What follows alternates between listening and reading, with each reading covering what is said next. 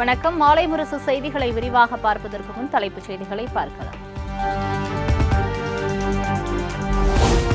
மும்மொழி கொள்கை தொகுதி மறுசீரமைப்பில் மத்திய அரசின் உண்மையான நோக்கத்தை மக்களிடம் கொண்டு சேர்க்க வேண்டும். தனது பிறந்த நாளையொட்டி முதலமைச்சர் மு.க.ஸ்டாலின் திமுக தொண்டர்களுக்கு வீடியோ மூலம் வேண்டுகோள். நீங்க மக்களிடம் கொண்டு சேர்க்க கேட்டுக்கிறேன். தொகுதி மறுசீரமைப்பு என்பது நம்ம மாநிலத்தோட சுயமரியாதை, சமூக நீதி, நம்ம சமூக நல திட்டங்களை பெரிதும் பாதிக்கும். இதை நீங்க மக்களிடம் கொண்டு செல்ல வேண்டும். ஒவ்வொருவரும் மாநிலம் காக்க எழுந்து நிற்க வேண்டும். இந்தியாவுக்கே வழிகாட்டியா நாம போராட்டத்தை தொடங்கணும்.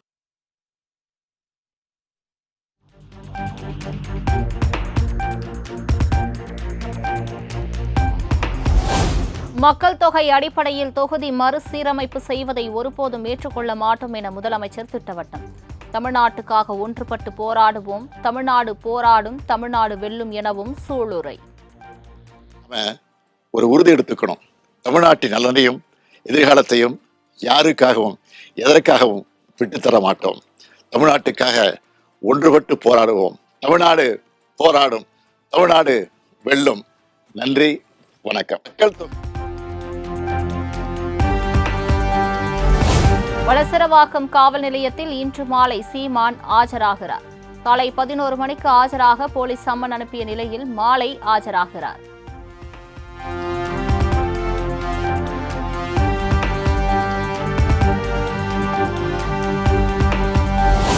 சீமான் வீட்டின் பாதுகாவலர் உள்ளிட்ட இருவருக்கு மார்ச் 13ஆம் தேதி வரை நீதிமன்ற காவல். போலீசாரால் ஒட்டப்பட்ட சம்மன் கிழிக்கப்பட்ட வழக்கில் சோழிங்கநல்லூர் நீதிமன்றம் உத்தரவு.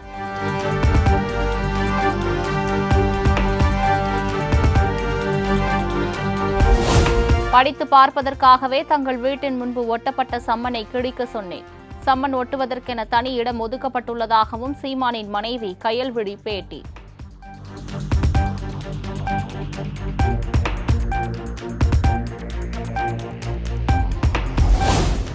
நாங்கள் கைதுக்கு பயந்தவர்கள் அல்ல, எதற்கும் துணிந்தவர்கள். நீலாங்கரை காவல் ஆய்வாளர் மீது மனித உரிமை ஆணையத்தில் வழக்கு தொடரப்படும் என்றும் சீமான் மனைவி ஆவேசம். நான் அழுத்தி சொல்றேன், நேர்மையான ஒரு தலைவர், எதுக்கும் அஞ்சாத ஒரு தலைவர். அவரு எவ்வளவு வழக்க பாக்குறாரு அவரு. எங்களுக்கு என்னங்க பயம்? அவர் நான் அப்பாவும் சிறைக்கு போனதை நான் பார்த்திருக்கேன். என்ன சிறையில எனக்கு என்ன பயம்? எங்களுக்கு அதெல்லாம் ஒன்றும் பயம் கிடையாது. நீங்க சம்மன் ஒட்டுறீங்க, சம்மன் யாருக்காக ஒட்டுறீங்க? எங்களுக்கு தானே நீங்க செய்தி கொடுக்குறீங்க. நான் அந்த சம்மனை தம்பியை நான் கிழிக்க சொல்றேன். நான் வெளியே வர்றதுக்கு இல்ல, நான் கிழிச்சிருப்பேன்.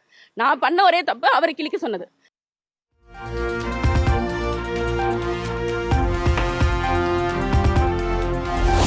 துப்பாக்கி வைத்திருந்ததாக பாதுகாவலர் அமல்ராஜ் மீது கொலை முயற்சி உள்ளிட்ட 5 பிரிவுகளின் கீழ் வழக்கு பதிவு. சம்மனை கிழித்த சுபாகர் மீது 3 பிரிவுகளின் கீழ் வழக்கு பதிவு செய்து போலீசார் நடவடிக்கை.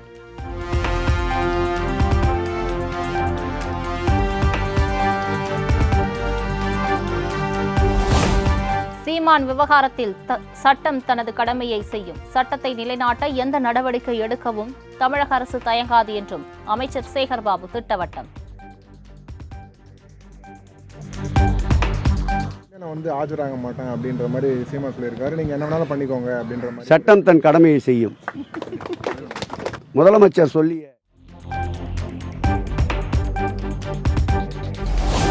திமுகவை எதிர்த்து பேசினால் உடனடியாக கைது செய்யும் தமிழக அரசு. பாலியல் புகாரில் எந்த நடவடிக்கையும் எடுப்பதில்லை என நடிகை விந்தியா விமர்சனம். ஹிந்தி என்று தெரியாமலேயே ஆங்கிலத்தை அழிக்கும் நிலையில் திமுகவினர் உள்ளதாகவும் சாடல்.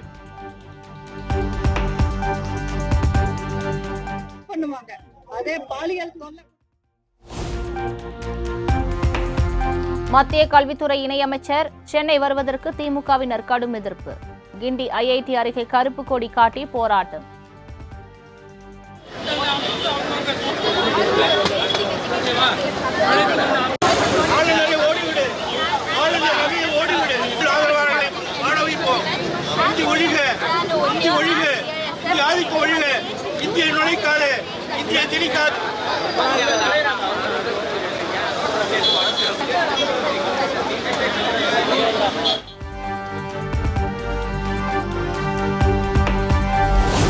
புதிய தேசிய கல்விக் கொள்கையை அமல்படுத்துவதற்கான தேவை மிக அவசியம். இருமொழிக் கொள்கையால் அண்டை மாநிலங்களை விட நமது இளைஞர்களுக்கு வாய்ப்பு மறுக்கப்படுவதாகவும் ஆளுநர் RN ரவி பதிவு.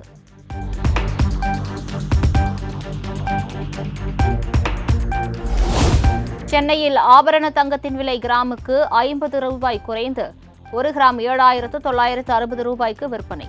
சவரனுக்கு 400 ரூபாய் குறைந்து 63,680 ரூபாய்க்கு விற்பனை.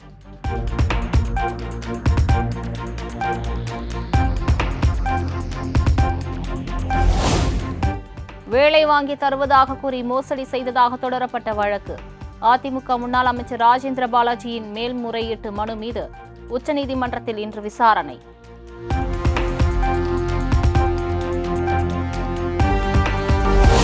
திருப்பத்தூரில் திமுக சார்பில் நலத்திட்ட உதவிகள் வழங்கும் விழா. போட்டி போட்டுக்கொண்டு குடங்களை அள்ளிச் சென்ற பெண்களால் பரபரப்பு.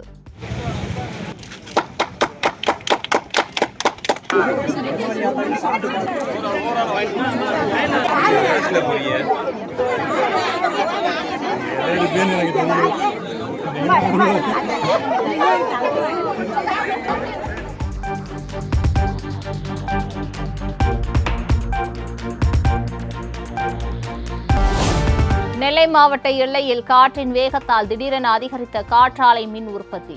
காலை நிலவரப்படி 1428 மெகாவாட் அளவில் மின் உற்பத்தி செய்யப்பட்டதாக தகவல்.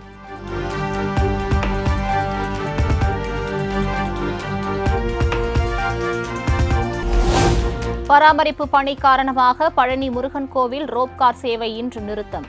மின் இழுவை ரயில் மற்றும் மலைப்பாதையை பக்தர்கள் பயன்படுத்திக் கொள்ள கோவில் நிர்வாகம் அறிவுறுத்தல்.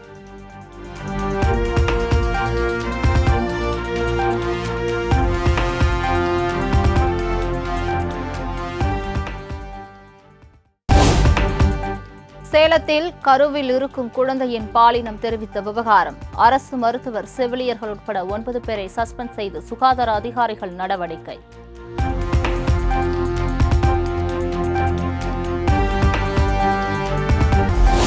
கடலூர் மாவட்டம் சிதம்பரத்தில் மிகவும் விமர்சையாக நடைபெற்ற நாட்டியாஞ்சலி விழா. பரதம், குச்சிப்புடி, மோகினி ஆட்டம் என பார்வையாளர்களை கவர்ந்த கலைஞர்களின் நடனம்.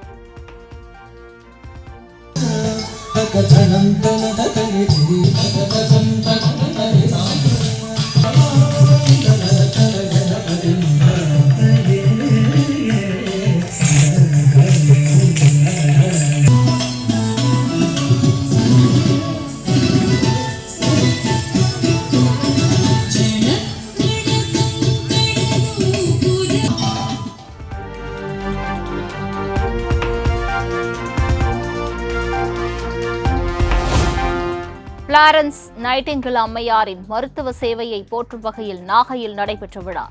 செவிலியர் பயிற்சி மாணவிகள் 200க்கும் மேற்பட்டோர் கைகளில் மெழுகுவர்த்தி ஏந்தி உறுதிமொழி எடுத்துக் கொண்டனர்.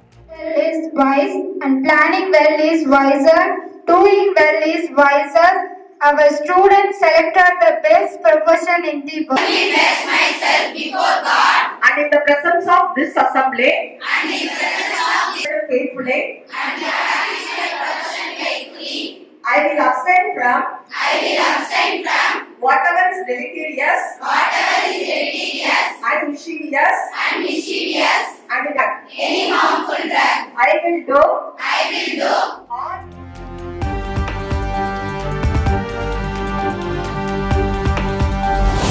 தமிழ்நாட்டில் பல்வேறு பகுதிகளில் உள்ள அம்மன் கோவில்களில் மயான கொள்ளை திருவிழா கோலாகலம். திரளான பக்தர்கள் ஆட்டம் பாட்டத்துடன் பக்தி பரவசம்.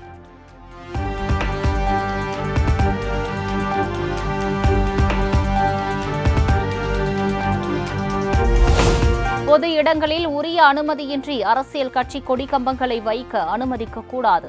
கேரள அரசுக்கு அம்மாநில உயர்நீதிமன்றம் அறிவுறுத்தல்.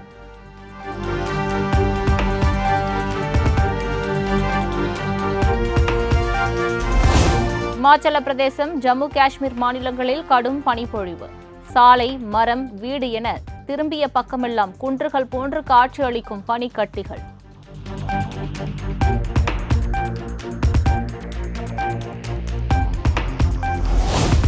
முதலாம் உலகப் போரில் உயிர் தியாகம் செய்த இந்திய வீரர்களின் தியாகத்தை போற்றும் வகையில் பிரான்ஸ் போர் நினைவு சின்னத்தில் மரியாதை. ராணுவ தளபதி ஜெனரல் உபேந்திர திவேதி மலர் வளையம் வைத்து நினைவஞ்சலி.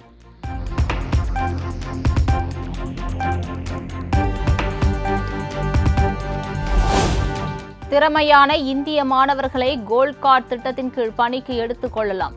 குடியுரிமை பிரச்சினையில் அமெரிக்க நிறுவனங்களுக்கு அதிபர் டொனால்ட் ட்ரம்ப் யோசனை.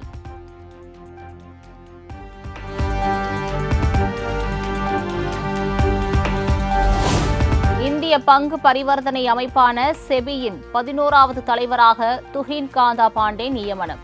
அடுத்த 3 ஆண்டுகளுக்கு பதவியில் நீடிப்பார் என மத்திய அமைச்சரவை நியமன குழு அறிவிப்பு.